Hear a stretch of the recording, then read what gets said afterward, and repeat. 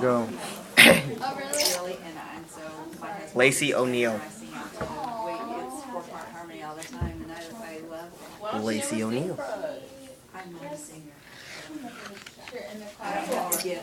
If you drive out of town, past the old swimming hole, past the fork in the road and 8 telephone poles, you'll find the most splendid, spectacular view of the mountains and valleys around Camp Wazoo. Every June, parents pack up their kids and their gear to attend Camp Wazoo. They do every year. And most all of the kids were just like you and me, except Lacey O'Neal, who stood almost 6'3". Lacey was happy above all the rest. The view was just grand, and the air was quite fresh. She could see in the crowd what the others could not. And she loved all the smiles and the attention she got.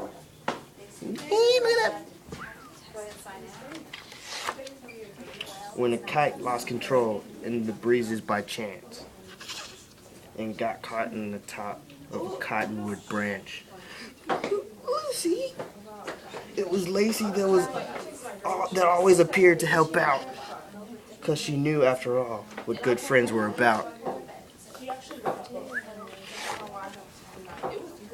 When the swim meet was held out on Camp Wazoo Lake, and Lacey was still in front runner's wake, there was never a doubt who would end the lead, because Lacey's long reach could beat anyone's speed. When her friends would choose teams to go out and play hoops, she was first to be chosen to join the hoop groups. When her team needed points, it was quite a safe bet, because Lacey was safe as a net bet could get. Every camper liked Lacey, that is except one. He'd tease and he'd heckle and always poke fun. He'd whine and complain more than all of the rest. He was without question the Camp Wazoo pest.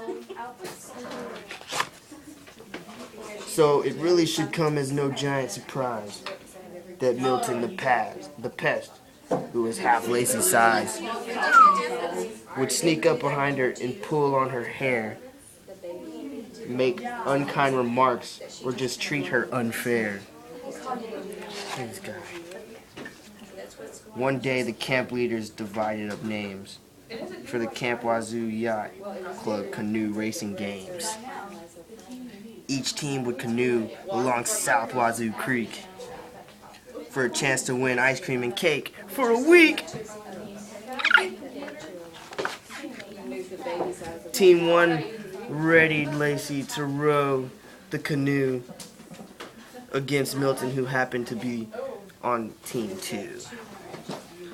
As they raced through the course, Milton thought with a grin, "I know just what I'll do to make sure that I win." When Milton saw Lacey was taking the lead, he gathered his strength and he gathered up speed. As he tried to lean over to push Lacey in, Milton lost his own paddle and started to spin. With no paddle to steer, Milton veered from the beach. But nobody could grab him. They just couldn't reach. There was only one chance to save Milton at all, before Milton's canoe hit Wazoo Waterfall. That's when Lacey, the girl who stood almost 6'3", grabbed hold of his hand and pulled the lad free. Now each night Milton kneels by his bed and gives thanks for the friend that he made, who put up with his pranks, 'cause he knows, after all, what a good friend should be. You see, Milton the pest was none other than me. And that was Lacey O'Neal.